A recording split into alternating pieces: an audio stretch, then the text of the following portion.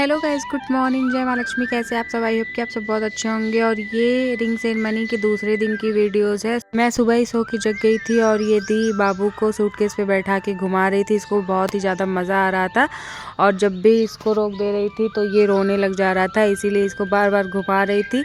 और इसको बिस्किट दे रखा था हाथ में और बिल्कुल भी हिल नहीं रहा था, एकदम बढ़िया से घूम रहा था बैठ के।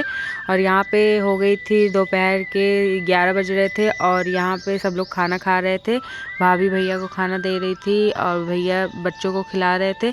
यहाँ मैंने आप खुद को दिखाया और अपनी मेहंदी दिखाई। ये मैंने खुद से लगाई थी तो बहुत ही अच्छा लग रहा था बैठ के यहाँ पे सबके साथ। और फिर शाम हो गई थी और हमने बस पकड़ ली थी घर आने के लिए। और हम बस में बैठ के थोड़ी सी वीडियो शूट की।